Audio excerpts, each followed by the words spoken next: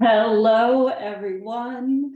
It is starting. We are here. Oh my goodness gracious. Welcome to Future Her. This moment has been something that I have just been craving and could not wait for. I am thrilled for the 550 something of you who have registered to be part of this. My mind is completely blown. I'm so grateful.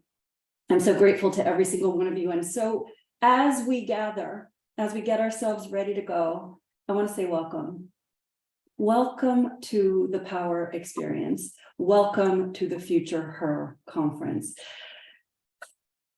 My hope during these few days together is that you get a better sense of who you are, a better sense of what's possible for you in this lifetime, and a better sense of how you can contribute to this world, to this planet, to your own life, for your family, for your ancestors, and so that we can together create something exceptional. I brought together some of the most extraordinary people I know because, well, why not? When we have an idea for how to make the future better, when we have an idea for how to bring people together in union, in unity consciousness, for this to become something that we can imagine together, it is not a solo journey. It is something that we need our sisters, our brothers, all of our family to come along the journey with, because it takes a village to imagine a better future.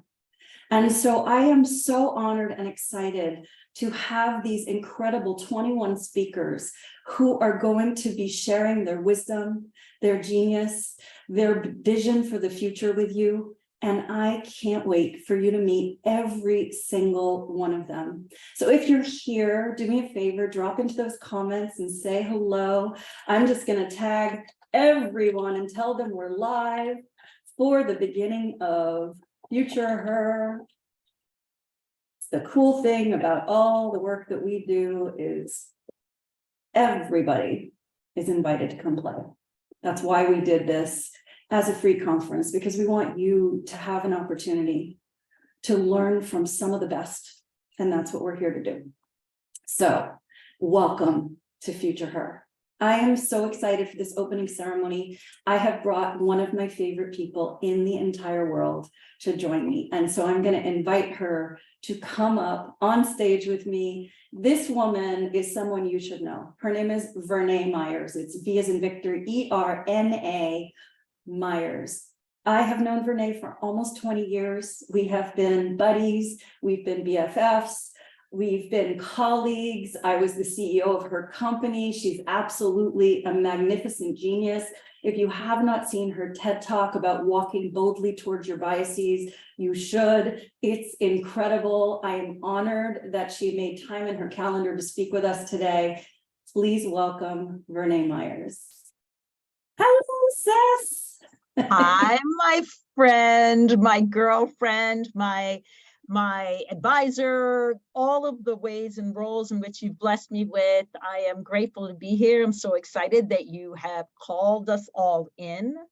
And so I think that my role to kick us off is to actually do sort of a semi-official convocation. You know, convocation comes from the Latin word of voc, which is to call, and con, which is to call in and together. And so I thought that we might just take this moment at the beginning to call in all of us who have gathered and who will be gathering. And also convocation is about, it's about calling in those who may not be here with us or in here with us in spirit.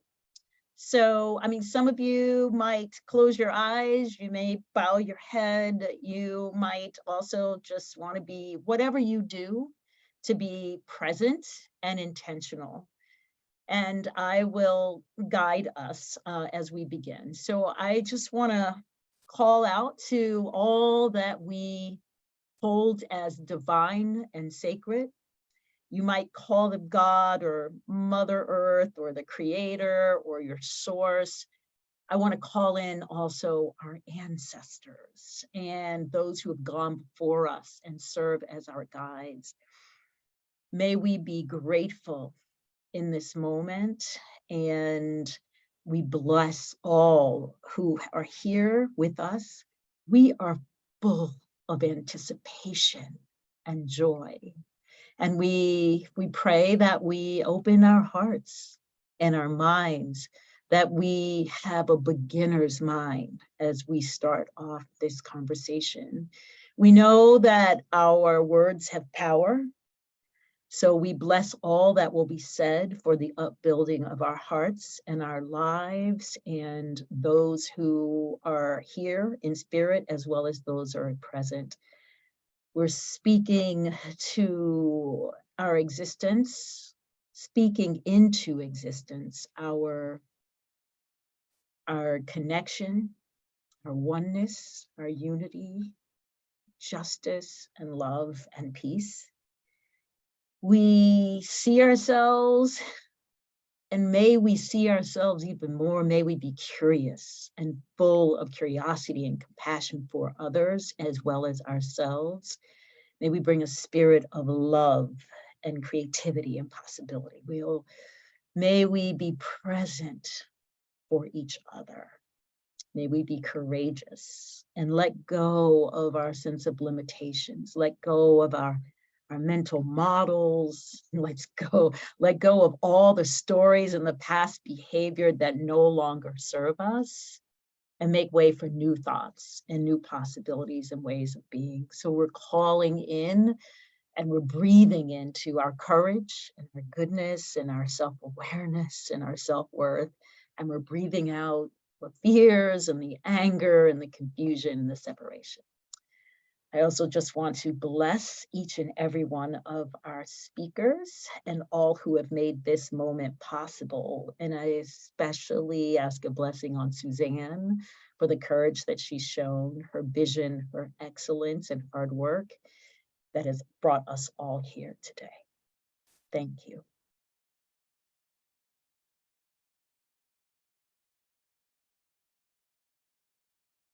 Are you muted, my friend? I did, I muted myself. Thank you for those beautiful words, and may those words vibrate around the globe. We have so many beautiful people here with us right now. I want to greet some of them. Hello, Faye Houston, Elle from Australia, Hilda, so glad that you made it. Brian Garcia, hello from the other room. Brian is one of our speakers. Amy, hello, my beautiful friend. Jen Stoney, one of our speakers. I love you. Gabby is also a speaker. Shamika, my heart, Shamika, love you. Who else is here? Brittany, hello, tuning in from Central Oregon. I love that. Ladavias, hello, so happy to see you. So I'm sure there's plenty of you here live, and there's plenty of you will be joining, and over these next days it's going to be exceptional. And also there's going to be plenty of replays, because if you're here live with us, fantastic, and if you're here on the replay with us, hashtag replay so that I know you were here. It'll give me a notice to come and find you. So one of the things I want to start us off with is this idea that we are taught in the Tao Te Ching, that Lao Tzu so beautifully put together about 300 BC. And in the Tao means the way. And the Tao has really inspired me in an incredible way. In fact, the model of change that we use here in my brand, the Dare Human brand, is the Tao of Dare Human. It's the way of being Dare Human. How do we challenge ourselves to rise? How do we challenge ourselves to know ourselves deeply, to challenge ourselves to be passionate and move, to challenge ourselves to get shit done and make money, because we have to. You cannot make progress through talk only. And then how do we challenge ourselves to be the change that we want to see in the world? And the thing that I've learned more than anything else from the Tao is that we move in the concept of the Tao from an experience of constantly wanting more, an experience of getting, to an experience of giving. And here's what I know about giving and about serving and about abundance this way, is when you are focused on getting, When you are not connected to the source energy that is inside of you, you are divine, I am divine, Verna is divine. Each one of us has God in us. It's not some white guy up in the sky in a chair with a big old beard telling us what's good and not good. It's not that. God is you. The universe is you. The energy and source energy of this world is packed into you. And so when we take that energy and we turn it from desiring more and getting more and getting more, the thing about us feeling good about ourselves is as soon as things slow down, we no longer feel worthy.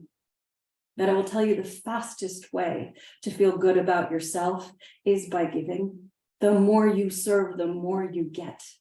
And in fact, the truth of the matter in entrepreneurship is the more you serve, the more money you make. So this whole conference is about breaking down paradigms. We've lived in a system that has a certain way of doing business, a system that has certain churches that we revere, certain people from history that we revere, systems and structures that are made by certain groups of people to benefit other groups of people. And quite frankly, women weren't included in the original plans. And yet every single human on earth has come through a woman. We have that much power in us. We have the power of creation in our wombs. And if you think for 1 minute that that is not God, I don't know what is. So I am so excited for us together to imagine a brand new future, not one that's trying to take apart the one that exists right now, the matrix that we live in, for those of you who watch the Matrix movies, but instead creating a parallel universe, one that at the center of it, it has the needs of women and men and non-binary, non-gender complying, ordinary humans to be considered as we put the world together. And every one of these incredible, dynamic, world-class speakers you're going to be talking to over these next days has this in mind. I want you to grab your imaginary paintbrush. I want you to take it out right now. And I want you to paint a doorway with me. We're going to paint the frame, and we're going to paint the door. And then I want you to remember, don't forget to paint a handle. Because when we have this door, we can open that imaginary door and we create opportunities for extraordinary things to happen. Lucky things, planned things, imagined things, envisioned things. And this is what this space, this container, this imagining is about. This was magical. It came through so fast and so big, and it was so easy to make this happen because I think we're primed. And so the idea of us in this container moving from getting more to giving more, to sharing of your ideas, to sharing of your vision, because if we imagine a different future and we hold that vision in our minds, that will become the new reality. But we often get distracted. We get distracted by things. We get distracted by material goods. We get distracted by comparison to other people. We get distracted. In fact, something that I learned recently from one of my spiritual gurus, Wayne Dyer, Dr. Wayne Dyer, if any of you know him, give me some hearts there, because like, whew, he's the man. And he talks about the difference between being having a motivation and having an inspiration. A motivation in this moment is like, I set a goal for myself and I do everything I can to like head towards that goal. I step deeply into my doing energy, often called masculine energy or yang energy, and I execute, I plan, I strategize, I get there. The goal is the only thing, which is great. And often you get there, but there's a whole different vibration I want to talk to you about, and that is inspiration. Inspiration is the idea actually grabbed you. And that's what happened with this conference. This idea grabbed me and everything started unfolding beautifully to make it happen. So we could all be here right now in this moment, imagining this future. And so I just want to tell you a little bit about my company, Dare Human, and why we do this work. And then Verna and I are going to take you on a beautiful conversation. We have been preparing. It has been so much fun. And so I can't wait to take you through it. So Dare Human, what is this? And what is this word? And what does it mean? Dare Human, in my brand, we envision a world where humanity itself has woken up and people realize that it's up to them to be a change maker and create the world they'd like to live in. They're kind because they've discovered strength in the journey to emotional intelligence. And they're problem solvers because they're excited to bring creative, game-changing innovations to the world. They're doers because they know that talk alone doesn't create change. And they're advocates because they're other-centered and desire for this world to be better than the one that they inherited. That is what we're all about at the Dare Human brand. And so over these next couple days, you are going to be hearing from some amazing people.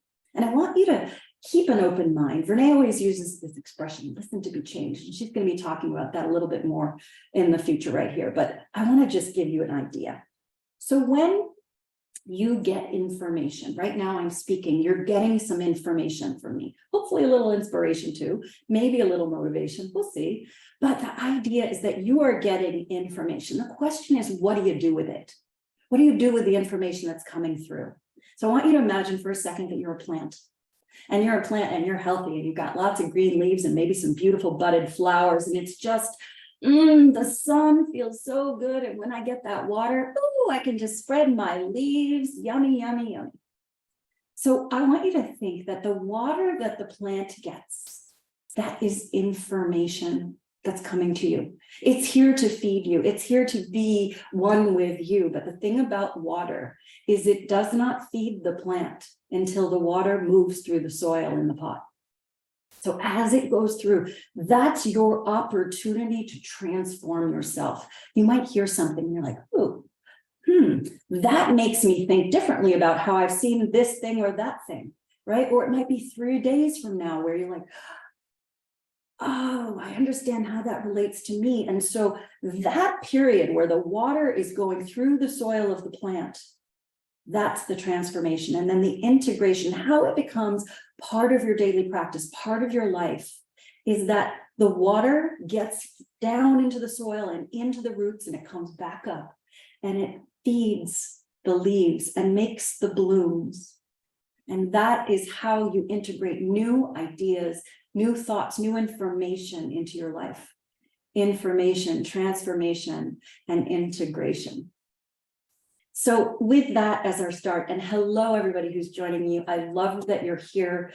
I don't have a minute to say hi to everybody at this second, but I'm seeing you come in. If you see me peering over to the side of my screen, that's why I'm actually looking at all your beautiful comments and questions as they go by.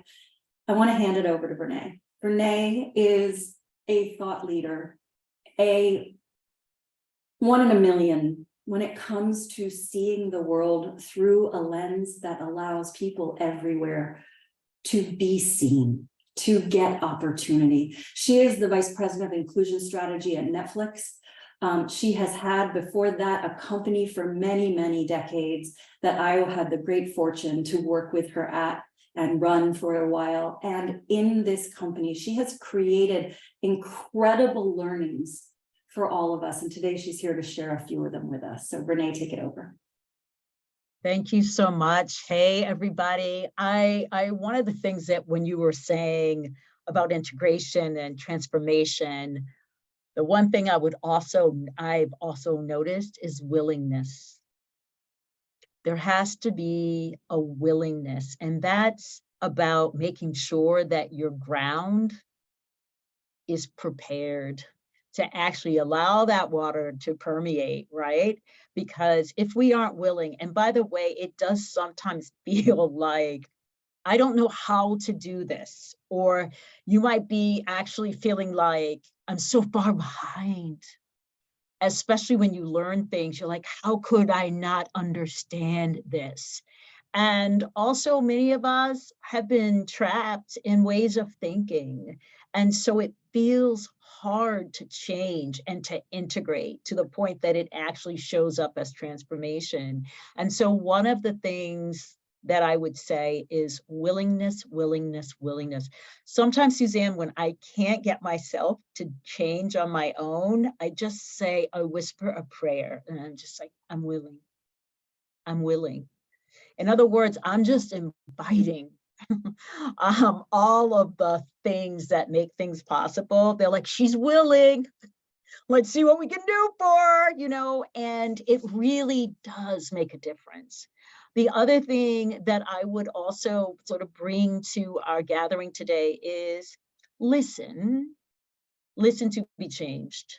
I came up with that idea because I started off as a lawyer, and partly I became a lawyer because my parents were like, she's always arguing, so she should be the lawyer. And I probably other people who've gotten this from their parents, labeled as the arguer, and therefore, why don't you go make some money on that, right? But here's the thing I'm realizing these days.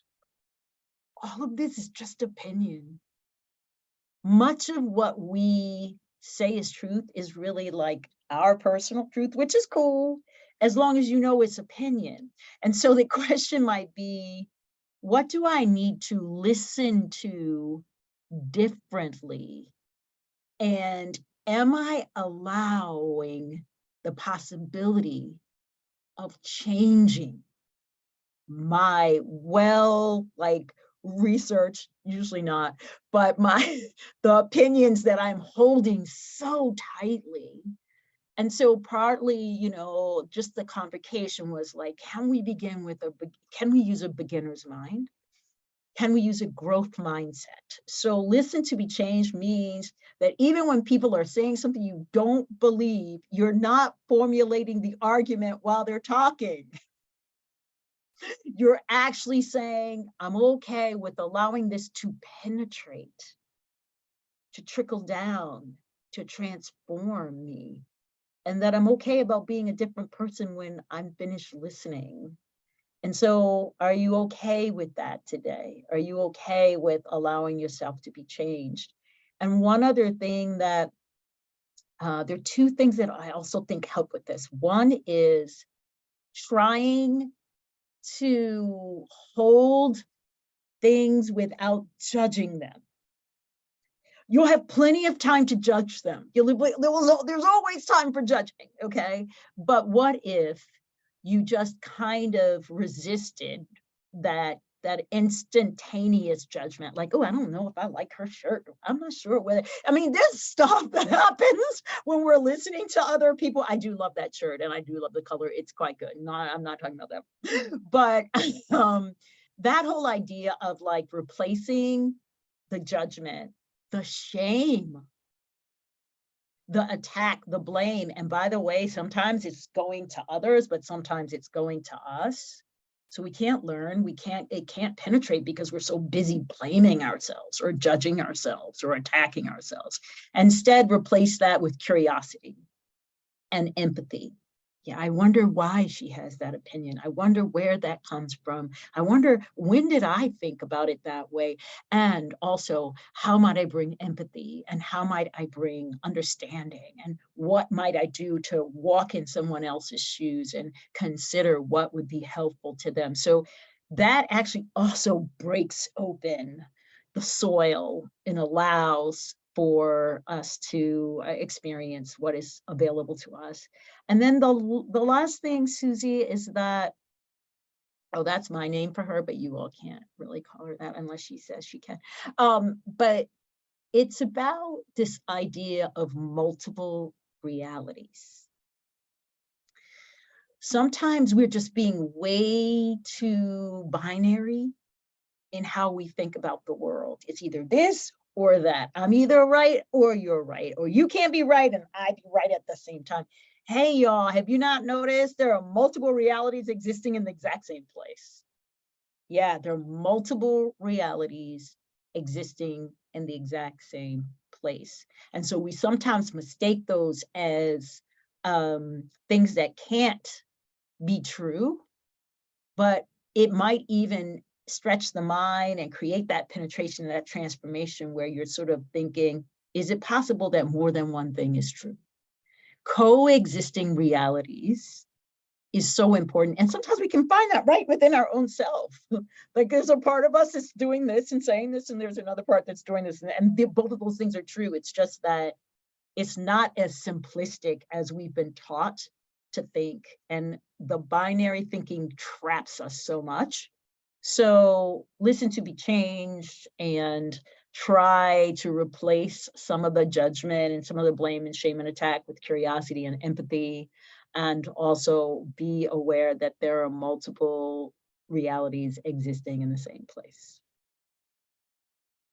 So good. So good. Rah. Like this is how we set ourselves up for change. You know what? When I remember back, like, I don't know, I was working at your company at the time. So it was right after the 2016 presidential election. And I started going down to Alabama to really understand what was going on in our country and understand the divide between urban and rural Americans. And we would host these gatherings, and I'd asked you at the time, could I borrow some of the principles of how can people talk to each other? Something you invented called talking boldly. How do we talk boldly about stuff, right? So often we have to whisper any change that we want. Don't tell anybody, but I don't like it. Let's tell. Right? We don't want anybody to have to whisper anymore. We're going to like shout it from the rooftops. That's the point. So as we think about it, we don't have to worry about like, well, but that's the way it's always been. We get to invent the way we want it to be. And so I want to just tell you a little bit about the structure of the conference, and then I want to tell a story, and it's going to launch us in a really fun place. So let me know if you guys are excited. Drop into those comments and let us know how you're feeling. If you're new in my world, people drop the number 10 to tell me that they're really psyched about what's going on. If I ever see the number 2 dropped, it means I have to go back and explain something a little bit deeply because it didn't quite land. So know that that's available to you. Get to know each other in this conference. We cannot change the world alone. All right, so if you go up to the banner in this group, which you probably see right above where you're watching me, you'll see that the conference schedule is divided out. Thank you, Shamika, 10 times 10. I love it. Ooh, I'll take the 100 for the win. You'll see the schedule, and each part of the schedule is set up in a really cool way. Every segment, either the morning segment or the afternoon segment, follows the Dare Human model of change, the Tao of Dare Human. So the alchemist is the one who knows themselves. The artist is the one who lives on purpose and uses their passion to bring innovation to the world. The accelerator is the one who gets shit done and makes money. And the one who is the be the change is the one who's bringing those solutions to the world and living as if the world that they wanted was already existing. And the beautiful thing about this work is that every time you elevate, every time you reach that next level of being the change, you face new challenges, new emotional things, like someone says something nasty to you and you got to manage your emotions. So we go right back down. So you'll see the shape of the Dare Human model is actually it's an infinity sign, looks like an 8, right? And we traverse this. So the morning session and the afternoon session will each follow that pattern. You can tap in for all of them. You can catch some because you desperately want to be live for that person. If you have not already downloaded the digital calendar, make sure to do that after we're done tonight. And now I want to share our first story. So this is a really interesting one, and it's something that I learned again from Dr. Wayne Dyer quite a few years ago. Tells the best stories. I'm going to see if I can do it justice. He says, there was this Indian adventurer. This is back in the 1920s. And this guy went on an adventure to Africa, and he was having a beautiful time, having so much fun, seeing the animals and seeing the landscape and really enjoying himself. And he wanted a memento from this trip. And so he decided to go where all of the parrots were in the trees. And he captured this one parrot, and he's like, I'm going to bring you home with me, and I'm going to remember Africa no matter what I do. And so he takes the parrot home and he puts him in this beautiful cage, and he feeds him all of the right foods and fruits and deliciousness and honey. And this parrot is living in paradise. And so the man says a few years later to the parrot, "Parrot, I am going to be going on another trip back to Africa. And I was wondering, is there anything you would like for me to tell your people, your family, your parrot family back in Africa?" And the parrot says, "Yes, I would like that very much. Please tell them that I get all the food I need, and it's all delicious and yummy fruit and honey. And I feel so happy and so lucky to live in a cage." And the guy's like, "Amazing, I will definitely go and deliver that message." And so he goes off to Africa, and he's like, "I'm on an adventure. I'm going to enjoy the landscape. I'm going to do the things." And he goes and he finds the parrot family that he found this bird from. And he goes up to them and he says, "Hey, I have a message from your friend, the parrot. He's been living with me. He's so happy," he says. "He's loving the fruit that he gets. He's loving the food that he's been given. He loves the honey, and he loves living in a cage." And all the parrots gather around and they're listening to this story, and they're like, some of them are nodding their beaks, and some of them are, "Wow, okay, we're happy that the parrot is happy." And one of the parrots, who must have been very, very close to the parrot in the cage, comes up to the man, and he looks at him and he keels over dead. And the man, the adventurer, is like, "Wow, he must have been really close to that parrot, and he must miss him so much.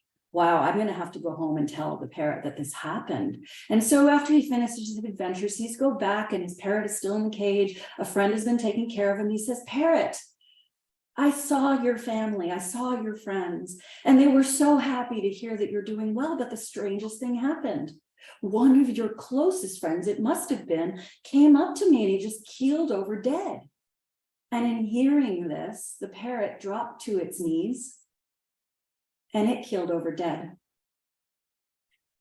The man thought, wow, they must have been very close. He must have been heartbroken that he's keeled over dead just from hearing this story. Oh, well, so he takes the parrot out of the cage and he throws him out the door onto the trash heap. And instantaneously, the parrot finds its wings and it starts flying again. And the man says, "Parrot, I thought you were dead." And the parrot says, "Sometimes you have to die in order to be truly free." This is what we want to talk about with you today. What does it mean to have a death, an ego death, a momentary death, a commitment to what we currently have, do, be, the beliefs that we have about ourselves? How do we transform the world? Maybe it takes a little bit of an ego death. I'm not suggesting you die, but when you do get that tarot card, the death card from the tarot, it is such a powerful card because it says something is ending for you, and something therefore will have space to renew.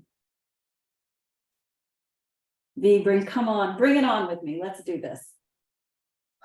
So it's a powerful story, and it is a real challenge for us, especially if people have been doing well in what they consider to be the good life.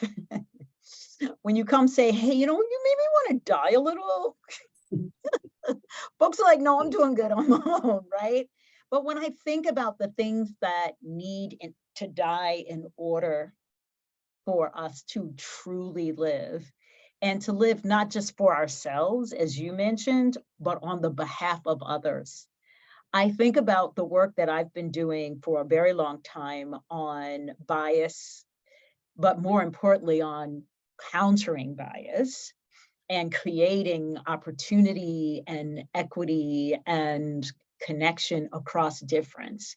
And if you were to ask me what thing I think we need to let die in order for us to give birth to something bigger and brighter like future her, I would say definitely bias needs to be on that list. I mean, one of the things that I understand and that I noticed is that all of us have been affected by patriarchy.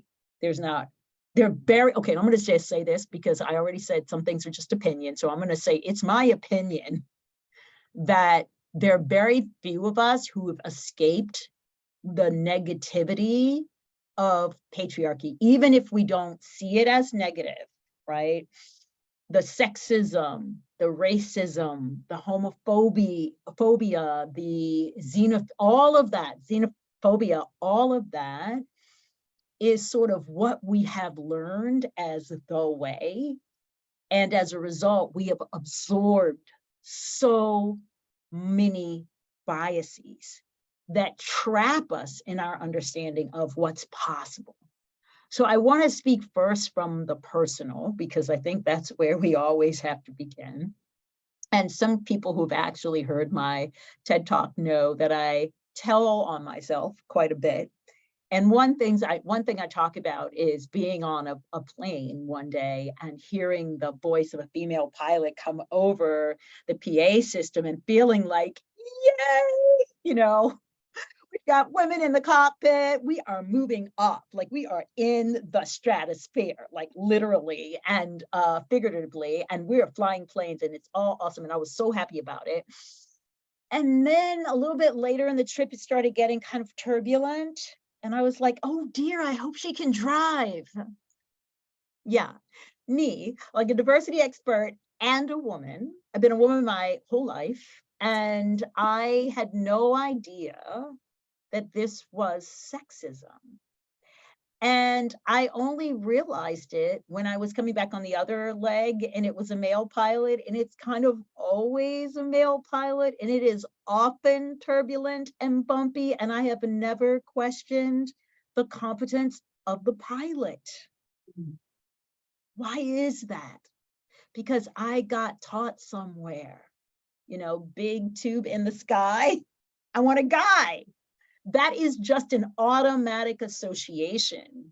And the science that is looking at bias, especially like unconscious bias or what they call cognitive bias, they are telling us that our brain is making these associations every second, because the brain is kind of great and it's also a little lazy. So it's always trying to find the shortcut. So it's just looking at what it's been taught goes together. And we have been taught a lot of wrong things about what goes together. Because once your brain has a pattern that it's looking for, it misses everything around it that might actually defy that, right? So we have this whole idea about confirmation bias, where we actually only take in the data that confirms what we already think we know. You're like, how do we get out of this trap? And when I'm in the workplace, I have seen women like me internalize this bias against themselves. Tell more about that. And by the way, I want to say right now, this is not about blame at all. This is how we have learned to survive. Yeah. But if we want to do more than survive, which I do, I don't know if your folks out here want to, but I want to do more than survive. I want to thrive. You guys want to thrive? So, Let's yeah, see the word thrive. we see people who want to thrive, right? Not just get by, not do things that ultimately will have a cost that is way too high. Thank you. Thank you. I'm seeing you. So I want to name, because sometimes you need to name the behavior before you can see it. Mm-hmm. And this is understanding that I learned from Valerie Batts, who is this incredible Dr. Valerie Batts, who is an incredible expert in my field and is part of Visions Inc.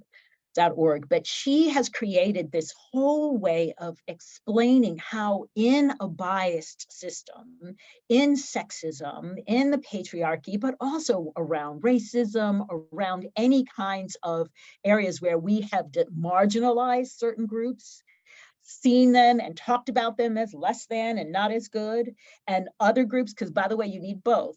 You need the folks you're marginalized and the people that you're giving too much credit to, right? And by the way, it's by groups, it's not by individuals, but we do have a group, we have this in our mind, this group is better, this group is more trustworthy, this group is smarter, this group is more loyal, more moral, like we've got that set up. And women have caught it. Everybody catches the same thing. Now, they may have a lived experience that helps them to say, hey, the emperor has no clothes on, but they're still trying to operate in a system where it's all about the emperor in his naked self. So there are a couple of behaviors that cause us to be in this loop with the majority group and the marginalized group. And none of us are conscious of it. We're all kind of playing in this game, but never really getting anywhere. So I would say, like, on the women's side, the behavior I've seen is something called system beating. And I used to be a great system beater. I still have very serious system beating and tendencies, right? Which is, how do I survive in this environment? How do I beat the system? And sometimes it looks like I'm going to be the very best. I'm going to cross every T. I'm going to dot every I. I'm going to wear the perfect clothes. I'm going to have the perfect hair. I'm going to laugh at jokes that are not funny. I'm going to actually mimic some of the behaviors that I find distasteful. But, you know, let me throw some curse words in here. Let me bring out a cigar, whatever. If you love cigars, I'm not talking to you.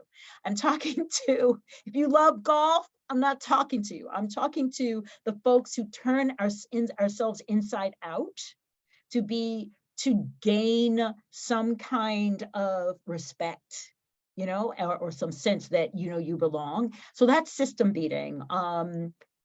In fact, sometimes I say some of us as women try to be the best version of men we can.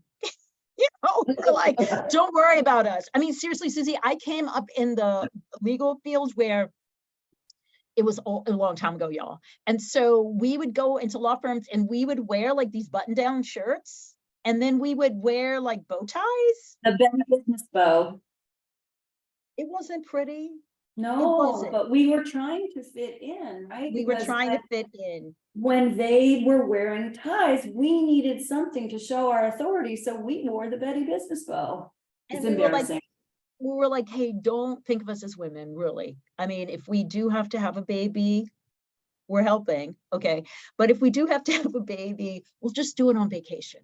You know, that's the kind of I'll do it over the weekend. Yeah, over the weekend. Yeah. And I might actually also send like a message while I'm in the hospital. I don't know if any of you, maybe a lot of people on here are from a different generation. And so they were like, hell no, we're not doing that. We were not doing that. But there are other ways where we system beat. And the problem with it is not that there aren't some times when you need to go along. The question is, are you always going along? Yeah, and I think this is a great time for me to jump in and just say, like, the whole reason that we are pulling this conference together is because when we're reimagining the future, we got to understand what we've been doing so we can figure out what we want to be doing. And so one of the questions I asked every single person as they were preparing, we did prep calls for all the talks, and I said to all of the speakers, so if women had been at the table when business, the concept of business was invented, what do you think the very first thing they would have asked for? They would have said, I want this to be part of business. And I got so many beautiful answers from all the speakers: collaboration, cooperation, not competition, making the pie bigger, like allowing more people to have opportunity and success. But I'll tell you what the two are for me.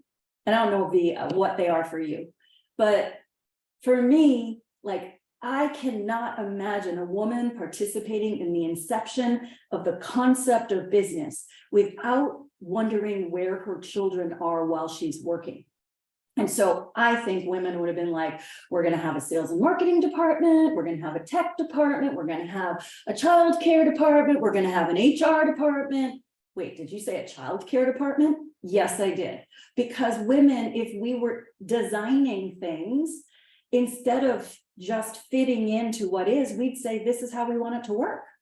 But we weren't at the table at the beginning. Another thing that I think we'd say at the table at the beginning was, hey, guys, don't know if you know this, but when you call us on the rag, that doesn't feel so good to us because it's actually something that my body hormonally is going through. And there's certain days in the cycle, like I cannot think. I was talking with someone recently and I was telling her about this concept and she's like, yeah, well, you just power through. And I said, yeah, that's system beating, right? That's what has to happen. It's like we all went to work and we're like, I had my period today. Shut up about it and do your job. Well, if women were at the table when business was being invented, we've been like, hey, you know, like every 27 to 29 days or so, like some of us are irregular. Like I just need to take the day off if I feel like it. Sometimes I'd be fine. But we work against nature. The Tao says we are with nature.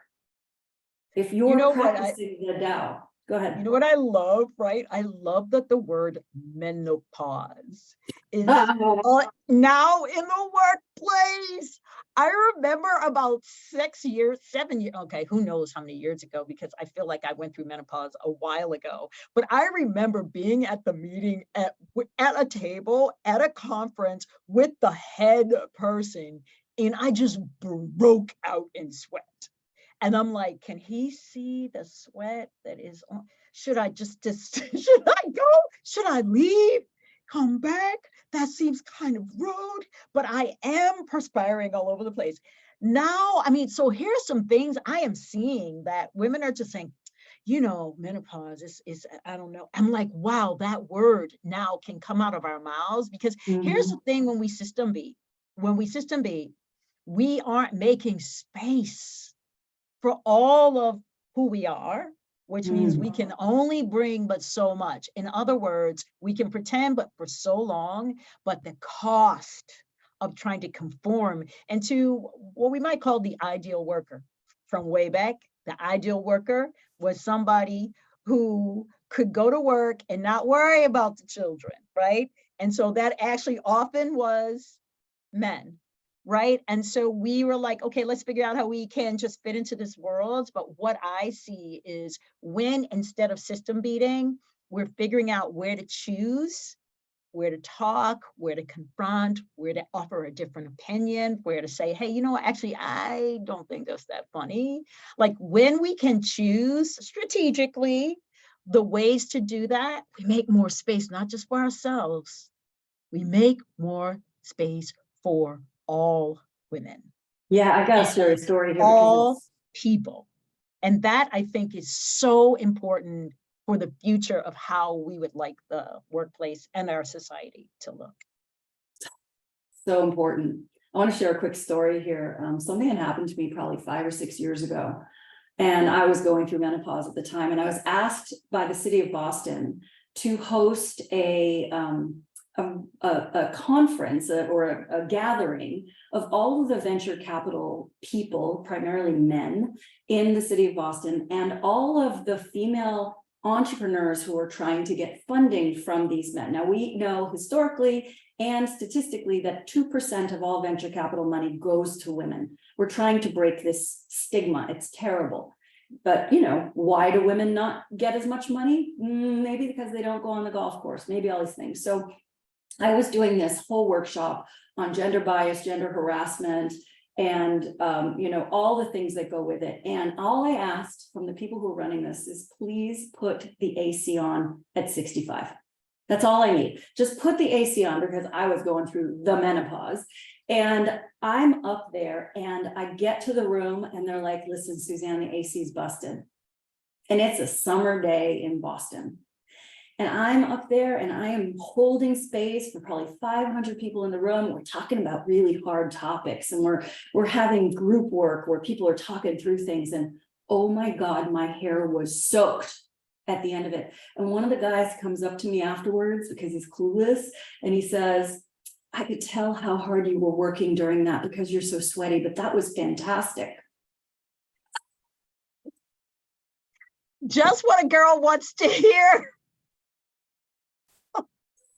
God, it was so awful. And here I am delivering like the content of a lifetime.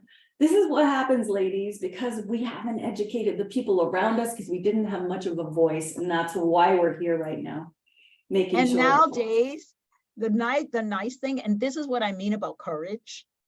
Nowadays, we would actually say, we could at least choose to say, okay, so there's no air conditioning. And that would be bad for anyone, but it's especially bad for me because I'm going through menopause, right? Because that's the courage we need to break through some of this ways that we've been conforming to our detriment. And I told you that story about, I went back to Harvard Law School after they were having a women at 50 years celebration. And it was like, I think women were first accepted at Harvard Law School, which is my alma mater, in 1953. And so they had all the women from the few women who were left from the class, and they were talking about their experiences. And they were like, oh yeah, they didn't have a bathroom for us when we first came. And that's what we're talking about. It's like they thought, okay, finally, we're going to let women in. And then they forgot a woman's bathroom, right? So, what is the message when you arrive somewhere and they don't have something basic like a toilet for you? And, back then, as women, I think we kind of just said, thank you so much. We're so happy to be here. We don't want to make a problem, but like, where are we going to pee? Like that kind of thing. Nowadays, I'm happy to report that we wouldn't actually put up with that, right, y'all? Although they're trying to retrofit some of these new buildings. So by the way, I think that's the other positive thing, because they're now, even in some of the old buildings, when it was only men and it was only men's bathrooms, now they had to actually put one on a different floor. So, ideally, when you're designing, you have them close by. And then you also now have all gender bathrooms, which is a big plus. But one of the things about designing with people and inclusive design is that you don't waste as much money. You create a sense of belonging for all sorts of people, but you can't do it just because you're smart. You have to actually have a process where you're actually asking yourself, what would it mean to create a space where everyone feels like they can come in and thrive? And so that, I think, when you're talking about future her, that's what we're thinking about. And by the way, as women, we have like I said, all of us have our biases, both internalized as well as, towards other people. So it's not just about what do we need to think about for women, but what do we have to think about for non-binary and for trans, but also for Black and for folks who are younger and folks who are older. Oh my God, there's so many old people now, and we're not ready. I'm one of them. We're not ready. So, I mean, it's one of those things when you think about the future and you think about what we've missed and we think about what we could have, the extraordinary experience that we could have. That's why I'm very excited about this conference and all of the ways that people are going to share sort of their imagination. But one of the things I will say about bias is that it really does strangle one's imagination. That's the reason why we must commit to letting it go and letting it die, because it prevents us from imagining something bigger and better because we've never seen it. Yeah. Oof. Shamika is here, and Shamika is a disability advocate and is in a wheelchair. And I love you, Shamika. I'm so glad you're here. And I know you fight for this. She wrote Story of My Life.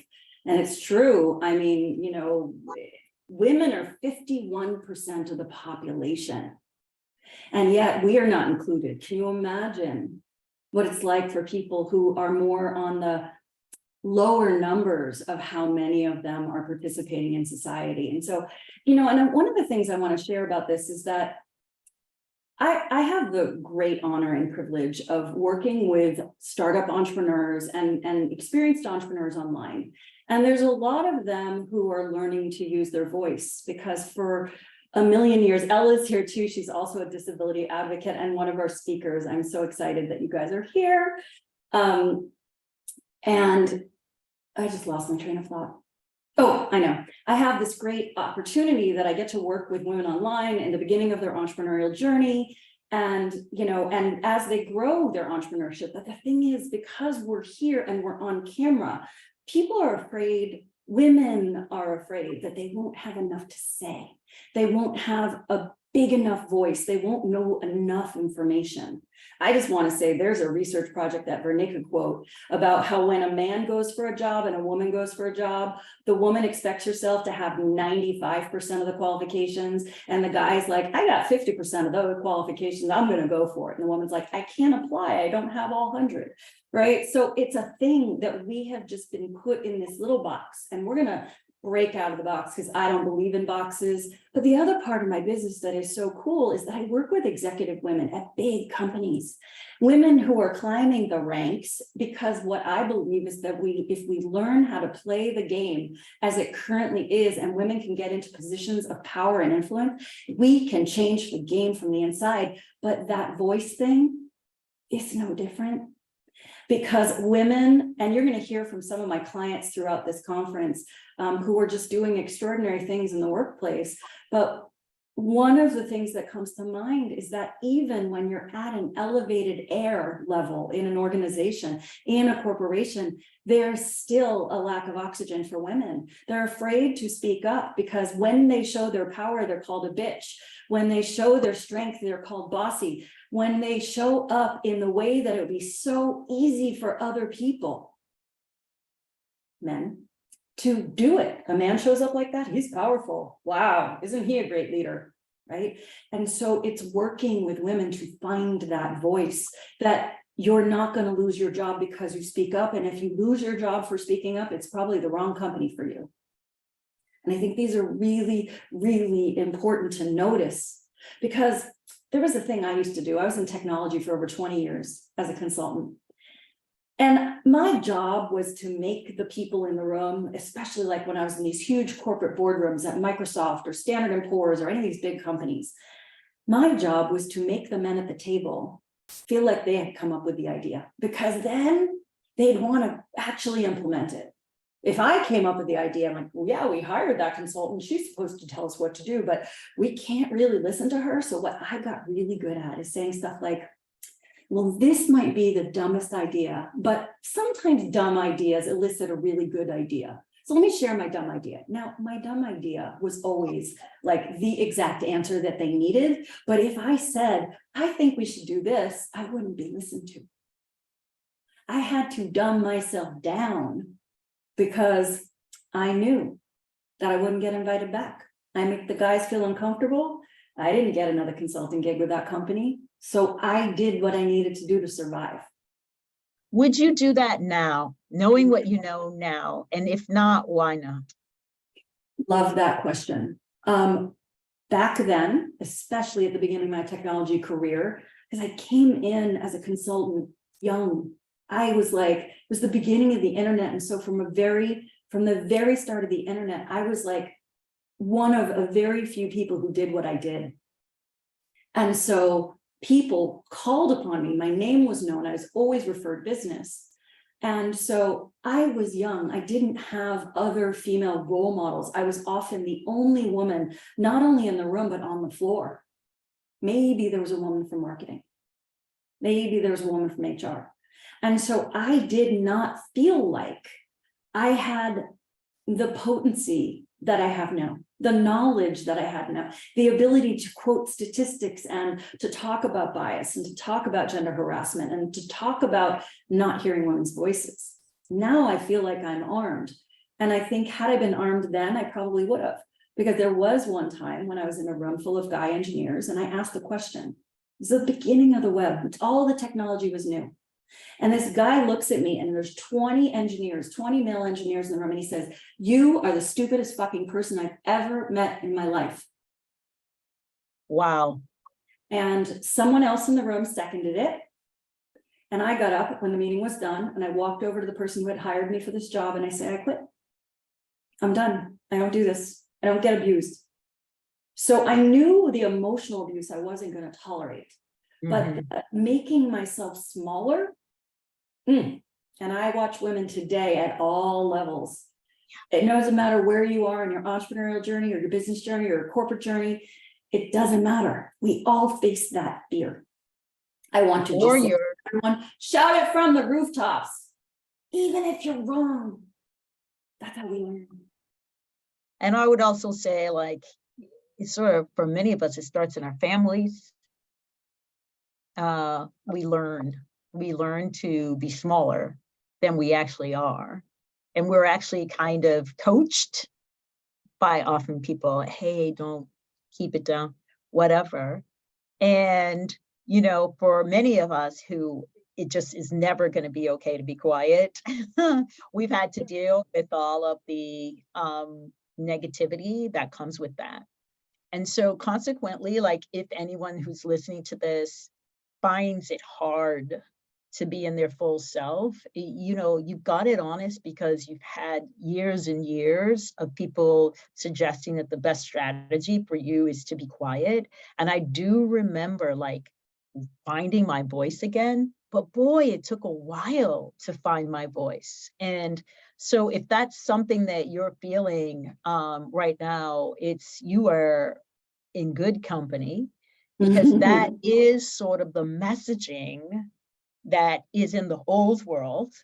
And in the new world, we really want to find ways to affirm our children, whatever their gift is, wherever they, what their personality is, where they really, to try to be curious enough to bring your children along versus, many of us have read the 4 agreements, rather than like labeling your child, which creates sort of like a trap and a limitation. I think as we think about the future, we're thinking about how do we lift the limitations off of our own mindset, because partly one of the reasons why we don't do like this, some of us raise our hands when there's an opportunity and we're still waiting to have it perfect, is that we're constantly thinking there is perfection. There is none. I don't know why men know that. But they have been socialized to be like, you got a few things, let's see what we can make it work, right? Also, you might say, well, because they don't get as much negativity if they don't succeed, they get more encouragement. I get it. Their potential is seen in a way that's different. I understand it. However, that's the system. Now, what are you saying to yourself? Because often we're saying to ourselves, we can't do it. We're not saying the system is saying something that's not true. We're actually internalizing that we can't do things. And it also means that we don't seek out the feedback or the opportunity we need to be in perfecting. We're not going to get to perfection. We're looking for growth. We're looking for a process of perfecting, right? But often we feel like if we can't present as perfect, that therefore we're not going to move forward. And I just want to encourage people to not only move forward, but make space for others to do that, right? Because sometimes we're more critical of our own group, right? And we're also, and this is something I really, really want to talk to us about today as women, which is we might all have the same identity as women, but some of us have disabilities. Some of us are part of religious groups that have been ostracized and hated and have experienced violence. Some of us are from different racial ethnic groups. As women, we have a lot of opportunity to make space for other women who might be different from us. So as we're thinking about, and we know it well, the ways in which we've been limited and the ways that we've been labeled, let's not do that to each other. Because women come in all sorts of forms and backgrounds. And so I think it's really important for us as we think about the future, how to make space for all women of all backgrounds. Absolutely. I love that so much. And I just want to, there's some beautiful comments going by, so I just want to check in with them for a sec. Tandy Bauer, I see you, woman. Your voice is beautiful. You are ready for it all. Amy Neville, love you so much. My manager once told me on a performance review that I should not be so upbeat and energetic when meeting with him, with executives. I thanked him for the feedback and let him know he was asking me not to be myself. Good for you, Amy. That's amazing. And I know she was in a very male-dominated utilities industry. Pamela says it also comes from women being people pleasers, where men generally aren't people pleasers.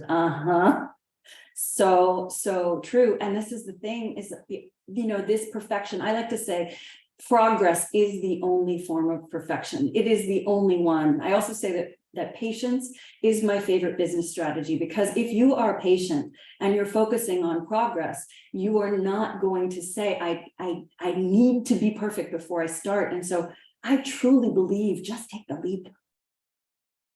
Take the leap into your next step. The only way to hold more is to actually hold more. That's it. Like the first time I spoke on stage in front of 1,000 people, I thought I could never do it, until I got up on stage and I did it. And was I scared? Sure. And was I stumbling on my words at certain points? Of course. But you know what? I did it. And the next time when it was 2,500 people, boom, it was holding more. The only way you can do more, hold more, is to just do it. Like that Nike expression, it means something. We think too much before we move. But when we move, the idea is it's either going to be a success and we celebrate it, it's going to be something that wasn't as good as we want and there's a lesson in it, or it's a failure and thank God we failed quickly so that we can try again. As we say, facts, okay? Facts, baby, because I don't know where I read this, but somewhere it was like some huge leader in a major conglomerate or whatever, and he said that he moves when he's 60% sure. And I read that when I was like 23 or 24 years old, and I'm like, what? You only have to be 60% sure? And I have used that throughout my career to move. And there was another thing I learned about moving. You can't move by staying. So this is so basic. It's so basic, but it's like you can't actually move if you stay. So that means you have to actually have some kind of movement if you want to see something different. And we all want to see something different. And there are two things also what I think is important. We are not about individualism. That's another thing that I have noticed that I would like to recreate, this new future state where individualism is if the way we define it is that you care about yourself and you also care about your family and the people in your home and maybe like a few inches out. But individualism, it's not wrong, but it's a mental model that we really need to challenge. Because almost every one of us, I used to love this because Cornel West would say, at least people always feel like they got where they got on their own, because at least people will agree that they didn't birth themselves. Like they had help, right? Because people always like, I've done this all by myself. Like, really not true. And so there's this mental model that the way I succeed is to be an individualist, and it's very Western. So if you guys are from other communities, you might not have this as a primary sort of principle, but it's certainly in a lot of the corporate workspaces, right? It's me and mine. Me and mine, those are my responsibilities. And I think what we're seeing in Future Her is that this is a collectivist movement. This is more of the principle of bringing people along with you, asking for help.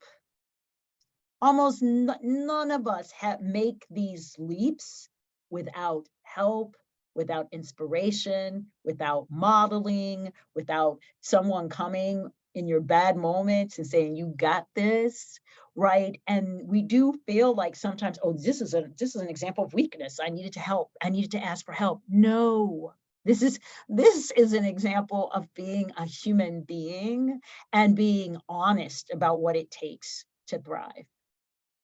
I love this. And I want to double click on something you said about being the one.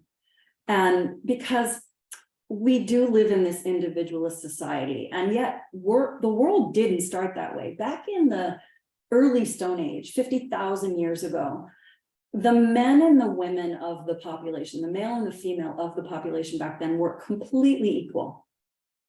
The men went out with their spears and their loincloths and they hunted woolly mammoth, and the females went and they, gathered and took care of the children. But it wasn't until society became agrarian and we started planting our own crops that the position of women went down in history. We know this from the archaeological record. And it's so important for us to make note of that, because this has been something that has been happening over tens of thousands of years, is the slow by slow degradation of the place of the woman in society. And so we all think that that's real. And now, thanks to a lot of the women whose backs and shoulders you and I stand on, we know that that's not so. It's just the system that we've been brought up into. And so the opportunity that we have here is for us to imagine, co-create, create this new thing. But when it comes to the one, it's often described this, there's a lot of people on here who study quantum physics or talk about the quantum in terms of consciousness or in terms of 4D, 5D, 10D, in terms of consciousness levels. If you think about in physics, the double slit experiment, it turns out that a beam of particles that is sent through the slit experiments can either show up as a wave pattern or as a particle. So it turns out we as human beings who are spiritual beings having a human experience, we're here for what Michael Bernard Beckwith, one of our favorites, calls a parenthesis in time. We're here for a moment in this vessel where we get to be a human. And during that time, you get to be part of the wave and you get to be a particle in it. And when I heard it described that way, I got even goosey saying it right now, that's it. It's we often forget we're still part of the wave. Yes, yes, yes. And that's the multiple realities that we're talking about, right? I mean, for me, it's always the example of the ice and the water and the steam, right? All those things are true. They're all happening at the same time. But this whole idea that wanting to be part of the wave, and Susanne and I believe that there is an enormous amount of energy pointing to an evolution of our humanity. I know that every day there's some story that would suggest that it's not true, that we're all headed down and it's all bad and it's all bad people. And it's so sad and people are so devastated, and I get it. But it's all about what you're paying attention to and what you want to be a part of. And I remembered recently that when I was getting divorced, I remember thinking how righteous I was. And then I read this fabulous book which said, if you want to be part of what is good cosmically, you got to let go the stuff that is causing you to get stuck in a loop, the anger, the aggression, all of that. And you're yes, but I'm right. And you're okay, you can be right, but you can't be part of the movement to the evolution. And again, it's not just about your evolution, although it works well for an individual to let go some of all of that yuck and reorient, but it's also about the family that we're a part of, the human family that we're a part of. So my thing is hey, you might be right. You might want to hold on to a bunch of stuff, but do you want to be part of the energy and the frequency that is moving the human experience to another level. And believe me, I see it every day. I see it in my girl, Susanne. I see it in the things that people are going to be talking about when they come on. I see this in small things like the voluntary things that people do for their neighbors.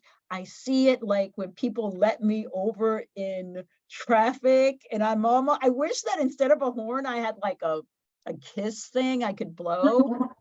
Because I'm like, thank you. Thank you for making the I world. do the hand, I do this. Yeah, right. I try to do that. I try to be like, hey, can you see me? Thanks.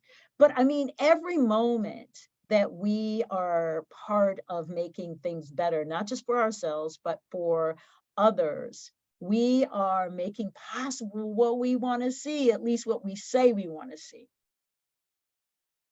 So important. And, you know, I often talk about it like, I'm wondering if I have a pair of glasses around. A lot of people, because of the way that we've been brought up and with this negativity around us, I can't watch the news, it's too sad. And well, the news organizations highlight all of the bad stuff because it gets ratings, right? But we have, therefore, these what I call victim glasses on. We see the world through the victimization that we're living. But the truth of the matter is you can actually take off those glasses and put on a way better prescription that I call the victor glasses. So it's like you put down the victim glasses, you pick up the victor glasses and you're like, I am going to see how we can win together. I'm going to see what's possible. But you've got to be in touch with your emotional intelligence to do that. Yeah, it all starts internally. I do think it's all about self-reflection, self-awareness.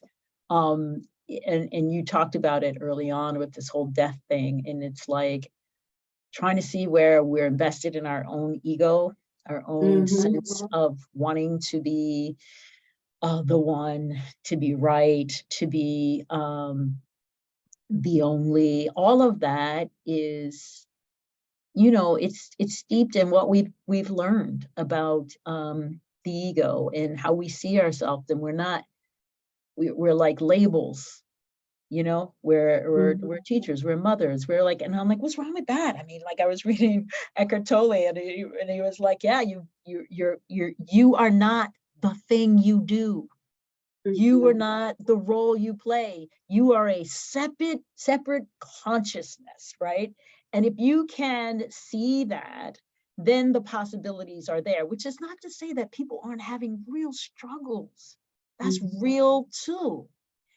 And living right beside it are a million things to be grateful for. I mean, And, you you know, think of Renee, life. what you called yourself out earlier, I'm going to call myself out right now because I think it's important. You know, it's like we seem like, oh, we like operate up in this sphere and everything's good. First of all, that's not true. Not every day is good, period. We face hard things, but many of you do, and some of you don't know that I actually tried to take my life when I was 24 years old. And when I was 40 years old, I had a very difficult health situation and I got into a suicidal ideation period again. And the amazing thing about having a friend like Verna is she saw me through the years of like wearing the victim glasses and like this horrible stuff keeps happening to me.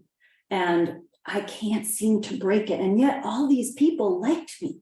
I had all these friends who loved me, even when I thought I was a broken bird. And now that I'm a healed human, an incredible woman, someone I'm proud to be, what I believe fully and in my heart, and it's why it's the foundation of the Dare Human model of change, is that piece, the alchemy piece, the turning yourself as lead into gold, that ability to reconstruct yourself and to raise your vibrational energy, because emotions are just energy in motion. And you can be in low, slow energy, or you can be in high vibrating energy, and you know the difference. You know what sadness feels like. It's heavy. It's like, you know, it's like gravity. Boom. It's easier to go down than to take the effort to go up. And so what we need to do in order to do this work is we've got to start inside. We got to, I got this on, I don't know if you can read it. It says love. You've got to love yourself. You got to love who you be. You got to build your self-worth. You've got to build your self-confidence. And we do this in my world, and so many people help people build their emotional intelligence, because it is from that place that you start to ignite your passion. You start to learn to get stuff done without doubting yourself. You have the money start to trickle in, and you are the change you wanted to see. You're like, I imagined it. I did these things. It might have been scary. I did it anyway, but I'm now that change. Boom, we go back to the beginning. We build another layer of emotional intelligence. It is this game we get to play. Once you get to know yourself, you understand that life is about choice, and understanding that emotions don't have you. You have your emotions.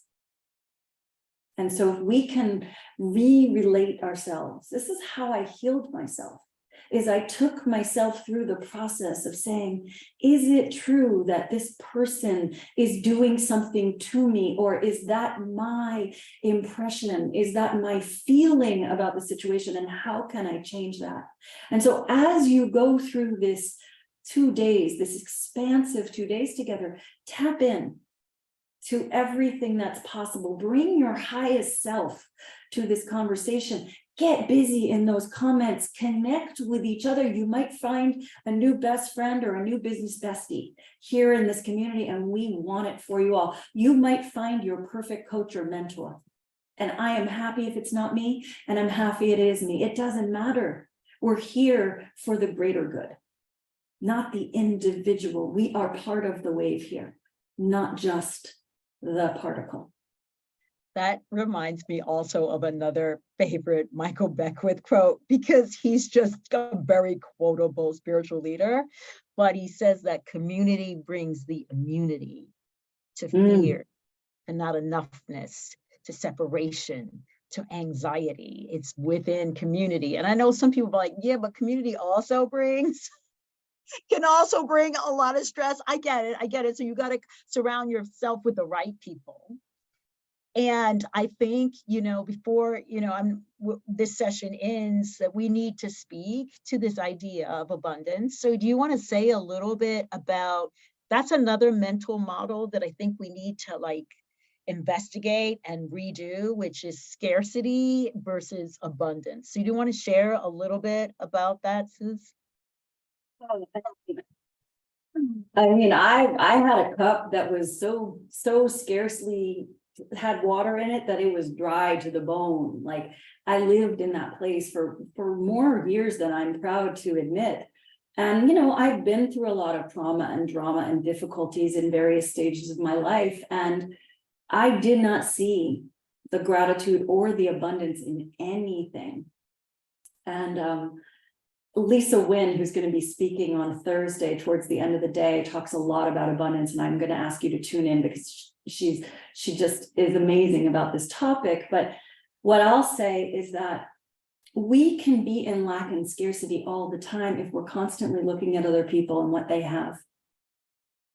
We can constantly be in lack and scarcity if we look at other people and see what we think of them.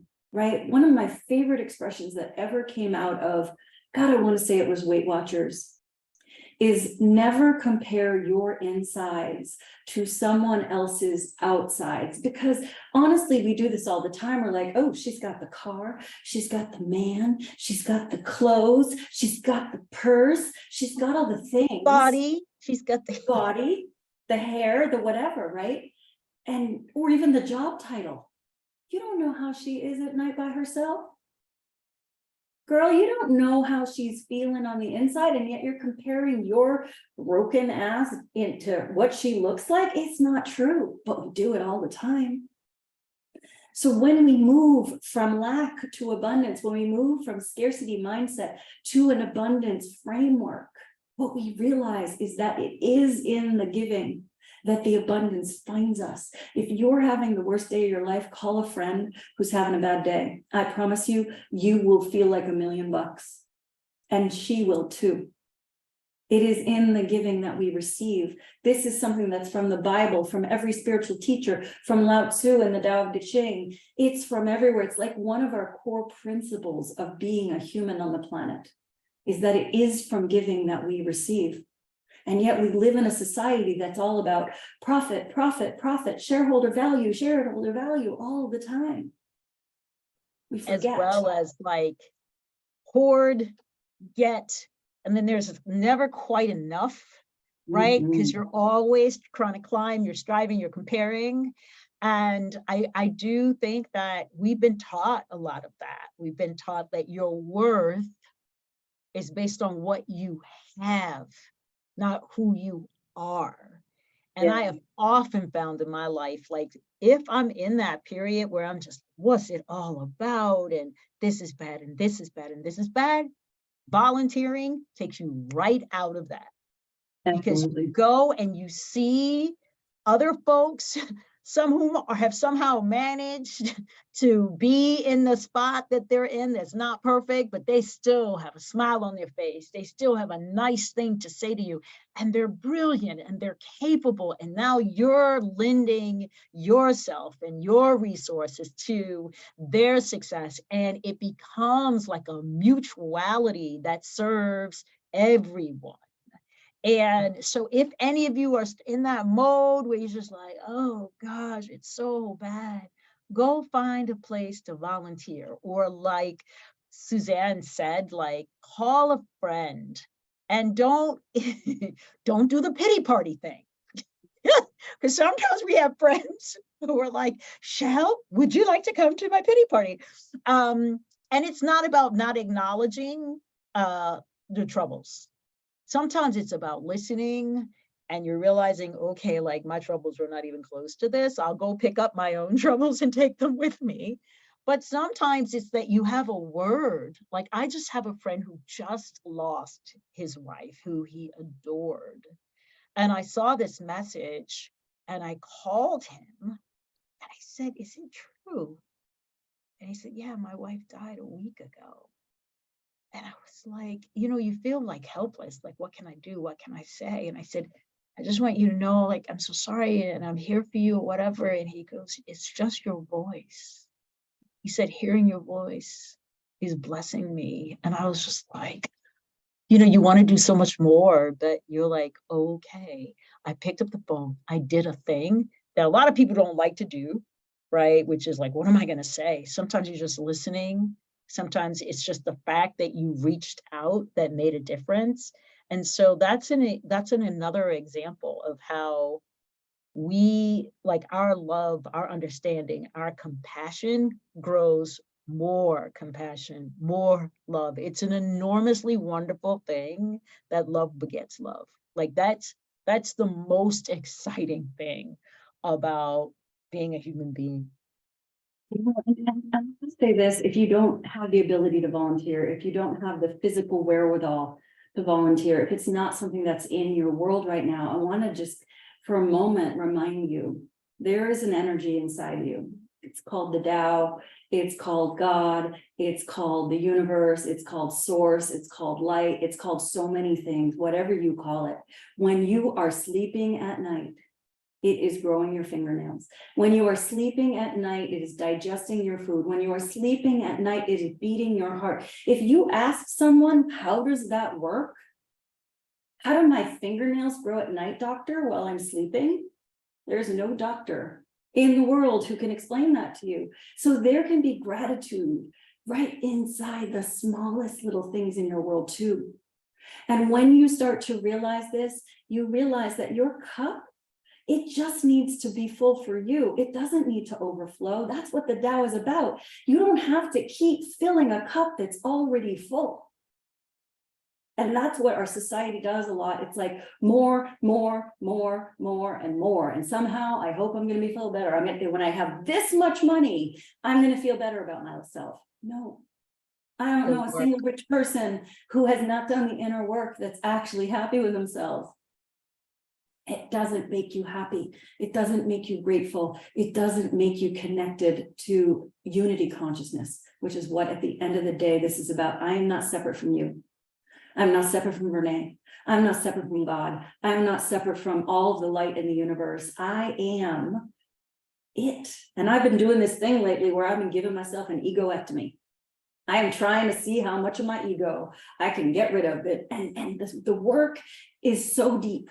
And maybe we'll have this as the last thing we talk about. It's like, how do we disconnect from this human that we think is so important? First of all, look at the sky. They have now, with all the new telescopes, figured out there are at least hundreds and hundreds of billions of planets out in that world, with probably tons of life forms on them. And if you realize how tiny you are, it's not that your worries aren't important to you, it's that in the scope of things, we are insignificant in this lifetime. And when you start to realize the world is so much bigger than you are, that there are things and people that you can connect with and support, it means that the ego gets quieter. Our ego says, I am what I have. I am what I do. I am what you think of me. I am what you think of what I'm wearing. I am separate from you. I am separate from everything. I stand alone. That's the ego. And when you start to realize that we're all holding hands spiritually, that we're all holding arms energetically, whew, that's magic. And that's what Future Her is about, is us arm in arm, linking up and seeing what we can be, what we can imagine together, and then taking from it some inspiration, some motivation, some things that are going to help you move. And it doesn't matter to me if you're the vice president of Netflix or you're a woman who's starting your business from scratch. Doesn't matter. You count. We're all equal. And that's what this is all about. I thank you so much. And, you know, we remind each other all the time that we have within us everything we need. That was a very hard reality for me to absorb initially. But ultimately, I know this is true. And so it's also one of those paradoxes where we're this tiny as compared to the whole universe, but we are also the universe. We also have within us everything we need. So it seems paradoxical, right? Because we're small, but we're also everything. And so that has been a revolutionary idea in my world. So important. So important. I love, Amy, that you love the egoectomy.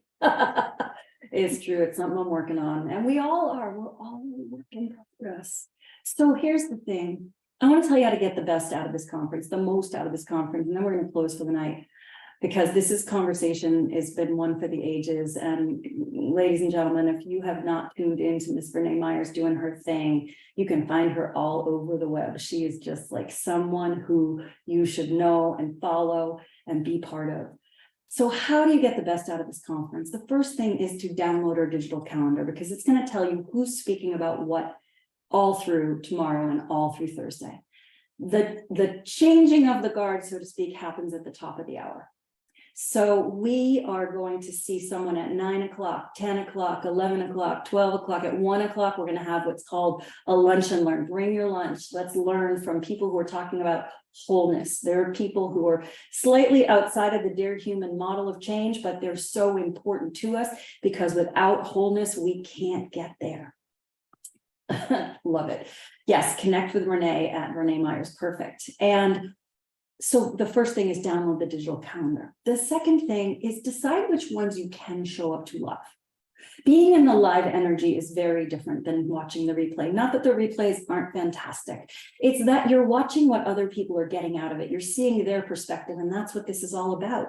How can we share perspective with people if we're not actually experiencing something with them? So if you can come to 3 of them each day, perfect. If it's 1 in the morning and 1 in the evening, also perfect.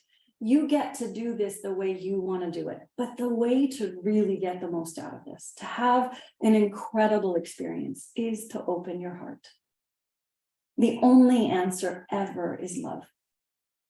Loving you, loving me, loving all of the humans around you, loving your parent that you're mad at, or your children that you're angry at the moment, the only answer is love. Marianne Williamson talks about this like no one else.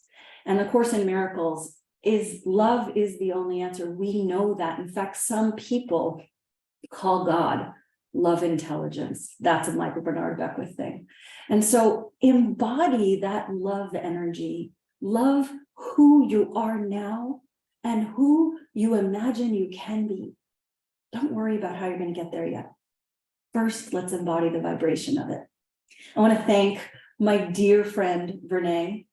I want to welcome all of you to join me tomorrow at 8:45 a.m. We're going to have a few, like 15 minutes to get ourselves in the vibes for the day. And even though Verna will not be with us tomorrow and the following day, her spirit, her voice, her ideas for us about how we can make future her not only just a 3-day conference online, but a concept that starts to change our reality in this world.